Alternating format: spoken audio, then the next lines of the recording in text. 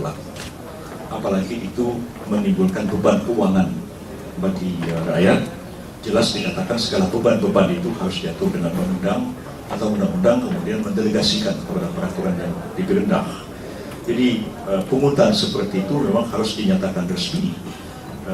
Kalau sifatnya pungutan itu ada undang-undang penerimaan negara bukan pajak, dan kalau di daerah itu ada undang-undang tentang pajak dan retribusi daerah. Jadi misalnya ada perusahaan telepon seluler, dia pasang tower di satu kampung supaya orang bisa memudahkan berkomunikasi telepon seluler. Lalu oleh Pemda itu dikenakan retribusi. Boleh saja, tapi retribusinya itu harus ditetapkan dalam bentuk peraturan daerah, jelas jumlahnya berapa. Kalau tidak ada landasannya, maka pejabat itu bisa disidik untuk memastikan apakah dia melakukan tindak pidana atau tidak. Terima kasih atas penjelasan Saudara Ahli Profesor Dr. Syuri Esramandra, dan bagi kami penuntut umum sudah cukup, saya kembalikan kepada majelis. Baik, kita lanjutkan Saudara Ahli ya. Karena Saudara ini ahli tata negara, sampai berkaitan dengan negara hukum kesejahteraan. Apa pendapat ahli tentang negara hukum kesejahteraan? Ya, dalam teori-teori hukum tata negara atau dalam ilmu negara memang ada teori seperti itu, teori welfare state, teori negara hukum kesejahteraan. Artinya memang negara hukum itu negara yang mempunyai beberapa ciri, antara lain adanya undang-undang dasar, adanya peradilan yang bebas, adanya pengakuan terhadap hak asasi manusia, adanya due process of law dan sebagainya. Itu kita, tapi semuanya itu bermuara pada satu tujuan, yaitu untuk mensejahterakan bangsa itu. Jadi persoalannya kemudian karena hukum itu kadang-kadang tidak dapat mengikuti perkembangan perubahan yang begitu cepat, ya, sehingga bagi pejabat penyelenggara pemerintahan dia harus mengambil satu tindakan. Nah, dalam konteks negara hukum kesejahteraan itu, tindakan-tindakan itu dapat dia lakukan meskipun tidak ada landasan peraturan perundang-undangannya, tapi dia dalam situasi tertentu dengan alasan bahwa dia harus mengutamakan kesejahteraan, terus dia mengambil tindakan seperti itu. Tapi tindakan itu tentu dapat dibawa ke pengadilan dan untuk dinilai apakah tindakan itu tepat atau tidak tepat, diukur dari asas-asas atau norma-norma peraturan hukum yang berlaku.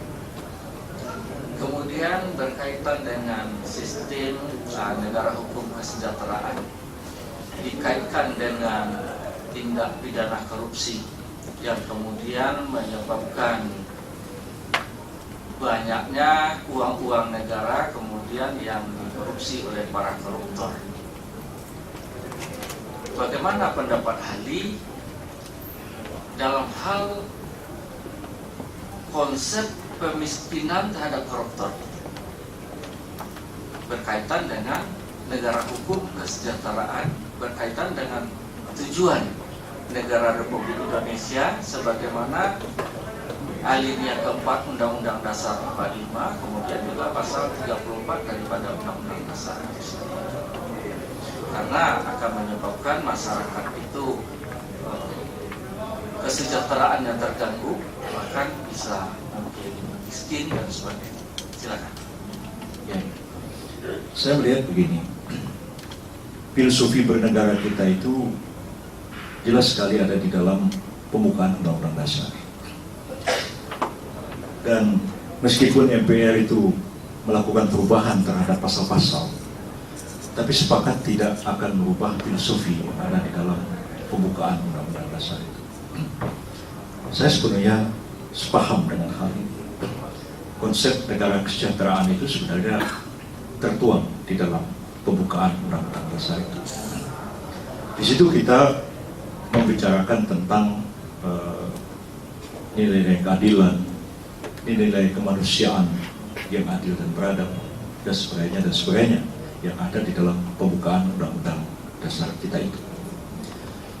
Kemudian terkait dengan pemidanaan, ya, memang masih kita melihat ada satu ketimpangan filosofis antara yang dianut oleh undang-undang dasar kita, filosofi yang termaktub di dalam pembukaan undang-undang dasar kita, dan teori-teori baik kriminologi maupun teori-teori pemidanaan yang kita warisi dari zaman Hindia Belanda dahulu. Dan di sini memang ada ketimpangan-ketimpangan. Walaupun sudah banyak sekali perubahan-perubahan terjadi, sehingga yang menjadi harapan kita itu adalah bahwa hukum pidana pun tetap berwajah keadilan dan berwajah kemanusiaan. Karena siapapun warga negara, siapapun penduduk di negeri ini, suatu ketika baik sengaja ataupun karena kealpaannya bisa saja dia terlibat atau melakukan suatu tindak pidana. Dan prinsip kita adalah memperlakukan setiap orang itu dalam batas-batas keadilan dan batas-batas kemanusiaan. Jadi prinsipnya itu kita tidak boleh menghukum seseorang, menjatuhkan pidana pada seseorang itu atas dasar kebencian. Jadi kalau membaca Quran itu dikatakan jangan sekali-kali kebencian kalian terhadap segolongan orang menyebabkan kalian berlaku tidak adil terhadap mereka. Berlaku adillah, karena sesungguhnya adil itu lebih dekat kepada takwa. Jadi walaupun orang itu melakukan tindak pidana korupsi dan terbukti dia melakukan tindak pidana korupsi, maka bagi orang itu tetap harus dijatuhkan jatuh hukuman yang adil. Nah, kalau kita lihat juga di dalam Undang-Undang Hak Asasi Manusia, ketika menjatuhkan hukuman denda misalnya, itu tidak boleh menyebabkan orang itu kemudian kehilangan segala-galanya, sehingga dia tidak bisa lagi ada basic needs yang harusnya dia miliki, kemudian tidak jadi ada. Itu bisa menjatuhkan hukuman yang kita nilai hukuman itu menjadi tidak manusiawi. Nah, persoalan tindak pidana korupsi, ya tidak ada kita yang suka dengan korupsi. Kita ingin korupsi itu diberantas. Tapi kita tidak boleh melaksanakannya itu atas dasar kebencian. Karena kebencian menyebabkan kita bias dan kemudian kita menjadi tidak adil. Kita menjadi zalim kepada seseorang. Jadi tetap hukumannya itu harus dilakukan secara adil.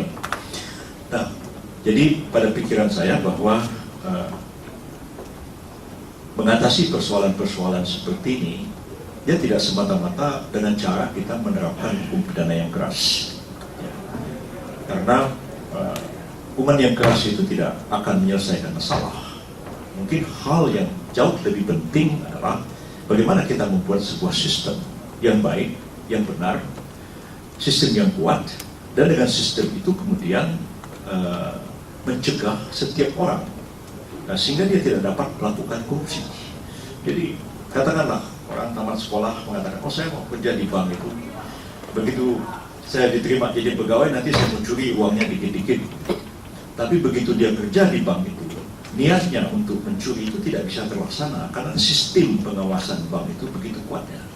Jadi bukan dengan sistem yang kuat seperti itu, sistem yang baik, maka orang jahat itu akan dipaksa jadi orang baik oleh sistem. Tapi sebaliknya dalam sistem yang buruk, ya, maka orang baiklah yang akan terpaksa menjadi orang jahat. Bukan dipaksa, terpaksa. Sampai dia ngurusin mau bikin KTP bolak-balik ke kantor lurah, nggak jadi-jadi, hanya dia bilang, Bung, mau dikasih uang berapa sih? KTP-nya bisa selesai nggak nanti sore? Oh boleh Pak, kasih 1 juta, dikasih 1 juta. Orang ini orang baik, tapi terpaksa dia jadi orang jahat karena sistem yang buruk. Tapi dalam sistem yang kuat, ya, maka orang jahatlah yang akan dipaksa jadi orang baik. Jadi saya tidak percaya kepada soal mentalitas dan moralitas misalnya. Karena saya pikir moralitas orang Singapura dengan orang kita sama saja. Ya, tapi kenapa di Singapura ini kurang korupsinya? Karena sistemnya kuat. Ya. Kenapa kejahatannya kurang? Karena sistemnya kuat. Ya. Tapi kalau orang Singapura disuruh pergi ke Batam, kelakuannya sama dengan kita juga. Orang kita disuruh pergi ke Singapura, tiba-tiba dia jadi orang baik di Singapura. Bukan karena orang itu akhlakul karimah, tapi dia paksa oleh sistem untuk berperilaku seperti ini. Nah, hal seperti inilah yang seharusnya menjadi pemikiran kita bersama. saya minta maaf, orang yang dulu mengajukan RUU KPK itu ke DPR sampai selesai. Pada waktu itu pikiran kita KPK itu lebih banyak melakukan pencegahan daripada melakukan penindakan. Pencegahan dan supervisi dalam rangka perkuatan terhadap lembaga-lembaga yang ada. Pada waktu itu kami sama sekali tidak pernah terpikir KPK itu akan menjadi satu lembaga yang permanen. Saya sendiri mengatakan di DPR waktu itu ini proaktif, diberi kewenangan-kewenangan luar biasa, melakukan tindakan luar biasa, tapi jangan lama, jangan dipermanenkan. Nanti revolusi belum selesai, terus revolusi atau apa habisnya. Jadi pendapat saya yang mulia, baiknya kita berpikir bagaimana membangun sistem yang kuat, norma-norma ditopang oleh norma-norma hukum yang adil, dan dengan itu maka negara hukum kesejahteraan itu bisa tercipta. Nah sekarang ini juga masalah tindak pidana korupsi karena ketidakjelasan peraturan perundang-undangan itu sendiri, multitafsir, dan mengakibatkan orang itu harus didakwa ke pengadilan walaupun tidak ada kerugian negara. Tapi kadang-kadang kesalahan prosedur, lalu kemudian orang itu dijatuhi pidana. Jadi saya pikir masyarakat awam pun harus diberitahu bahwa tidak semua orang yang dihukum oleh pengadilan tipikor itu melakukan tindakan yang merugikan keuangan negara. Cukup banyak putusan pengadilan tipikor yang mengatakan tidak ada kerugian negara, tapi orang itu tetap dipidana.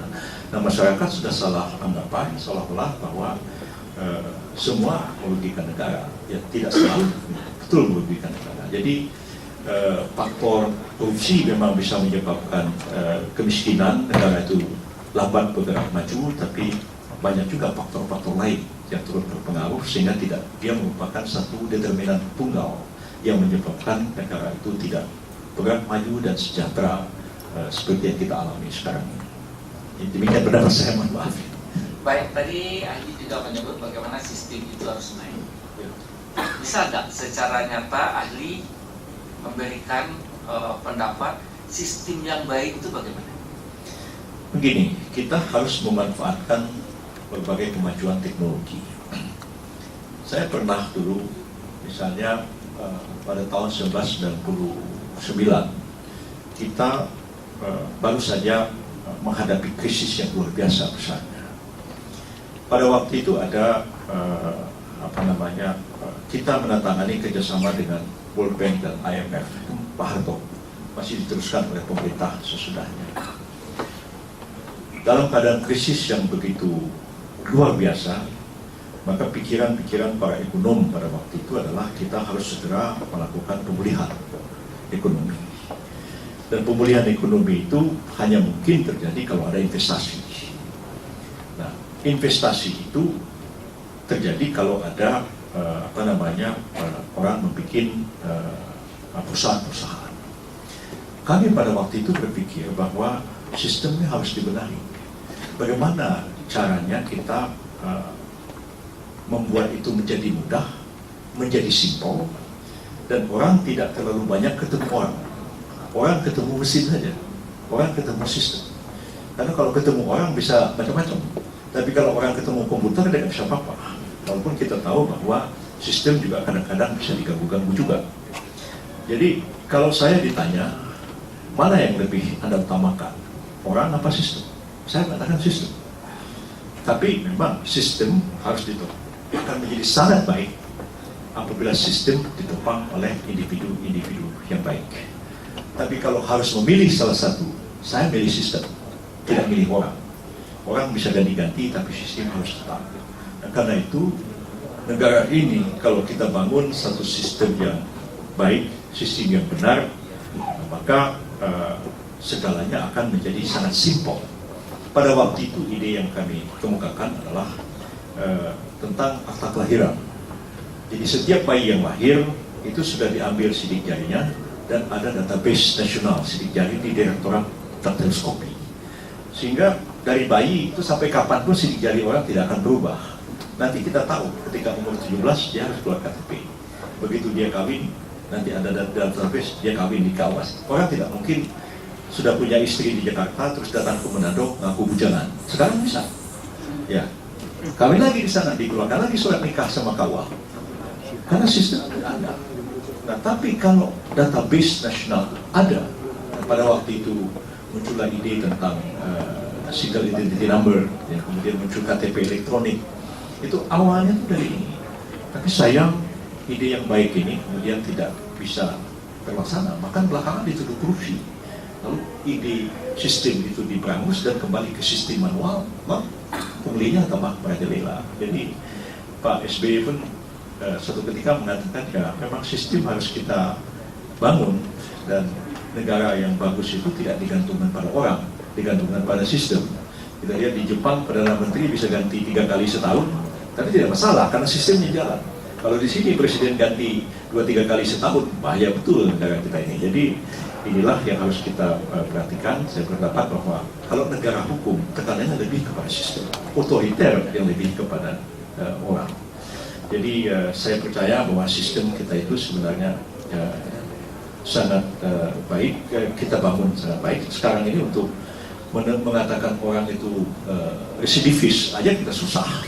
Ya, mungkin orang itu sudah pernah dipidana inkrah oleh pengadilan negeri Sorong, tapi dia maling lagi di Banda Aceh, di Aceh, lalu kemudian ya, tidak tahu orang ini sebenarnya sudah pernah melakukan kejahatan yang sama dan dipidana inkrah di Sorong. Jadi selama sistem tidak kita benahi, ya menurut pendapat saya negaranya akan seperti inilah jalannya.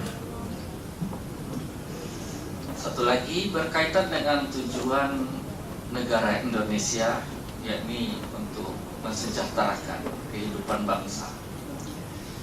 Bagaimana kemudian kalau dalam rangka mensejahterakan kehidupan bangsa ini, negara ini kemudian menjadi terganggu karena keuangan negara itu dikorupsi oleh koruptor. Bagaimana pendapat ahli di sini? Apakah perbuatan yang kemudian bertentangan dengan tujuan negara yang telah ada di dalam pembukaan Undang-Undang Dasar 45 itu sebagai kejahatan yang luar biasa atau bagaimana? Begini,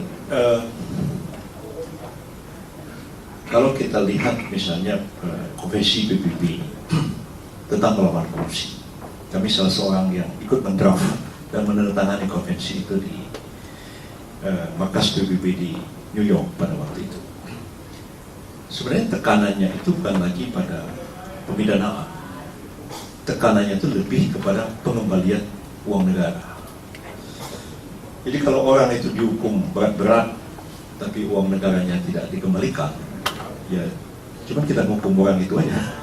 Tapi artinya kesejahteraan itu kalau uang yang dikorupsi itu dikembalikan kepada negara, lalu kemudian digunakan untuk kemakmuran rakyat. Tapi kalau kita tidak kembalikan itu, hanya orangnya saja kita hukum 12 tahun, hukum 20 tahun, itu dampaknya bagi kesejahteraan rakyat tidak akan banyak terasa, kecuali menghukum orang itu saja. Ya. Tapi hukum orang itu tidak juga menyelesaikan satu permasalahan. Saya tetap berpendapat bahwa hukum pidana ini adalah alternatif terakhir, ya, sebelum upaya-upaya lain itu dilakukan dan dirasakan tidak efektif. Menurut penilaian saya banyak masalah-masalah terjadi di daerah-daerah itu, katakanlah kontraktor jalan, kontraktor bangunan, yang sebenarnya ya mungkin dia melakukan kesalahan, itu force majeure ataupun kesalahan. Tapi kalau orang itu kemudian sudah diberikan sanksi, kemudian dia bayar denda, dia dipotong termin pembayarannya, mestinya masalah itu sampai di situ selesai. Ya. Tidak ada negara di dunia ini yang menempatkan hukum pidana itu di depan. Kita ini menempatkan hukum pidana itu di depan. Padahal hukum pidana itu ada alternatif terakhir apabila faktor-faktor lain itu sudah tidak bisa kita lakukan lagi. Kalau sepeda anak kita hilang ternyata dicuri oleh anak tetangga, ya kalau orang tuanya itu kemudian saling mengerti, ya sudahlah, kita saling maaf-maafkan, selesai masalahnya. Tidak perlu terus anak itu dibawa ke peradilan anak, terus dipidana, ditaruh di LP anak. Nah, tapi ada kecenderungan kita sekarang ini menempatkan hukum pidana berada di depan. menurut pendapat saya ini kurang baik bagi perjalanan bangsa dan negara. Jadi kalau misalnya ada hal-hal yang seperti saya katakan tadi, lebih banyak menyangkut administrasi dan lain-lain, maka ya disitulah harus diputuskan. Jadi pendapat saya sebagai akademisi mungkin beda dengan pendapat dunia praktek, yaitu melihat bahwa kalau sesuatu itu dalam ranah hukum administrasi negara, dan ranah hukum administrasi negara itu sudah menentukan bagaimana sanksinya, tidak bisa unsur salah di bidang hukum administrasi negara tapi dilarikan sanksinya itu ke hukum pidana. Menurut pikiran saya tidak seperti itu. Ada kalanya memang undang-undang yang terkait dengan administrasi negara, tapi ada unsur-unsur pidananya. Dalam undang-undang perkawinan itu ada ketentuan pidananya. Tapi ngurusin nikah talak rujuk, tapi kalau ada pejabat KUA menikahkan anak di bawah umur, dia bisa dipidana begitu. Jadi disitulah kita mempidananya. Persoalannya sekarang ini unsur salahnya kita cari di keputusan menteri, tapi sanksinya kita larikan ke undang-undang tipikor. Menurut saya itu tidak proporsional kita menjatuhkan pidana dan tidak membawa itu menjadi efektif. Jadi selain yang penting adalah mengutamakan pembangunan sistem dan kemudian membenahi hukum administrasi negara kita sehingga batas-batas kewenangan dan tindakan itu menjadi jelas, dan sampai di tingkat mana kesalahan itu baru kemudian dapat diambil satu langkah pidana. Nah, lebih celakanya itu apalagi ditargetkan di daerah-daerah itu. Kejaksaan negeri katanya tak benar tidak cerita sama saya, kami ditargetkan Pak 1 tahun harus ada 10 perkara korupsi. Kalau nggak ada bagaimana? Nah, jadi aneh juga ini penegakan hukum harus pakai target begitu. Jadi kalau yang tidak ada terus diada-adakan kan jadi kacau juga. Jadi, menurut saya sih berjalan normal saja lah yang melihat gitu. Berkaitan dengan pendapat ahli bahwa sanksi pidana ini harusnya terakhir, ultimum remedium. Kemudian kita kaitkan dengan sistem yang baik tadi. Apakah justru tidak akan menimbulkan banyaknya koruptor atau banyaknya pelaku-pelaku tindak pidana karena tidak ada penjeraan terhadap si pelaku? Karena bagi yang mampu itu dikembalikan. Misalnya korupsi, dia punya kemampuan mengembalikan hasil korupsinya. Maka apakah ini kemudian justru tidak menyebabkan efek jerah? Karena nanti ya udah saya korupsi aja, berapa ketahuan nanti saya kembalikan aja sebanyak yang ketahuan, tanpa dia kemudian harus masuk penjara. Apakah tidak lebih baik justru penegakan hukum pidana itu sekaligus dengan penegakan hukum perdatanya sejalan? Bagaimana pendapatnya? Ya, memang di dalam undang-undang tipikor yang terakhir pun seperti itu. Jadi tetap orang dihukum 1 kali. Tapi kalau masih ada unsur kerugian negara dalam yang lain, itu kemudian kan harus dituntut perdatanya. Jadi ada di satu daerah yang saya dimintai pendapat, seorang pejabat bank, karena nasabahnya itu ada berapa ratus, orang itu hampir diadili berapa ratus kali dia tiap 1 orang mau dituntut. Jadi kalau dikumulatif bisa dihukum 500 tahun orang yang bersangkutan. Menurut saya cukup dituntut 1 saja. Kalau yang lain itu ada kerugian negara, dia digugat secara perdata, dan gugatan perdatanya itulah yang kemudian menentukan berapa besar kerugian negara yang harus dikembalikan. Karena bukan hanya pengembalian, tapi juga sekaligus kan ada denda. Dendanya itulah yang menentukan. Tidak semua orang mengatakan, ya oke, kerugian negaranya bisa dikembalikan, tapi belum tentu dia mampu mengembalikan denda yang dijatuhkan. Jadi penghukuman badan itu lebih banyak karena melampiaskan yang mungkin juga kemarahan atau dendam, tapi bukan merupakan satu-satunya cara yang efektif untuk menyelesaikan satu masalah yang sedang dihadapi oleh bangsa itu. Saya pernah meneliti Pakistan suatu ketika pada masa pemerintahan Ziaul Haq. Ziaul Haq ini disupport oleh ulama-ulama garis keras, dan dia mendekretkan berlakunya hukum pidana Islam di Pakistan. Dalam 3 bulan itu sudah ribuan orang Pakistan itu buntung tangannya, potong pengadilan. Lalu satu hari saya menyaksikan mereka demonstrasi di kota Lahore di markas Jamaah Islami dipimpin oleh Said Abdul Alam Maududi. Katanya ini Pak Maududi ini yang mendesak Ziaul Haq melaksanakan hukum potong tangan bagi pencuri, akibatnya dia kami buntung tangan ribuan. Tapi apakah dengan banyaknya orang buntung tangan di Pakistan itu kemudian menyelesaikan kejahatan pencurian di Pakistan? Tidak sama sekali. Ya. Karena persoalan Pakistan adalah persoalan kemiskinan. Dan kemiskinan di Pakistan itu disebabkan oleh kekuasaan tuan tanah yang luar biasa besar. Jadi 95% tanah di Pakistan itu dikuasai oleh 5% kaum zamindar, tuan tanah, dan rakyat itu tidak punya apa-apa. Nah, pada waktu Presiden Pakistan itu Zulfikar Ali Bhutto, dia mau reformasi agraria, mau disita tanah-tanah tuan tanah itu. Tapi ulama-ulama menentang, karena orang memiliki harta, kalau diperoleh dan sah, tuan tanah itu mewarisi dari nenek moyangnya tanah, dan dia membayar zakat dan membayar haraj, pajak tanah. Dalam hukum Islam tidak boleh diganggu hak mereka itu. Makanya kemiskinan Pakistan jadi struktural sampai sekarang, karena tidak berani merevolusi hukum fikih yang berlaku di sana.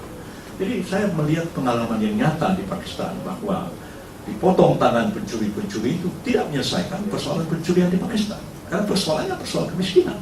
Jadi persoalan di sini, apakah korupsi yang begitu banyak itu akan terselesaikan dengan begitu banyaknya orang-orang kita adili, kita hukum berat-berat di lembaga pemasyarakatan, ataukah persoalan sistem bernegara kita ini yang memang membuka peluang orang untuk melakukan korupsi? Ini persoalannya menurut hemat saya, korupsi itu terjadi karena di satu pihak kita mengatakan kita anti korupsi, tapi tanpa sadar kita menciptakan sistem yang membuka peluang terjadinya korupsi. Lihatlah misalnya pilkada-pilkada seperti sekarang, mana ada pilkada yang tidak pakai uang? Nah, kalau pilkada itu pakai uang, katakanlah untuk jadi bupati, jadi wali kota, itu perlu uang sampai 25 miliar untuk kampanye, padahal cuma 5 tahun. Ini membuka peluang, sistem yang kita bangun itu membuka peluang untuk terjadinya korupsi.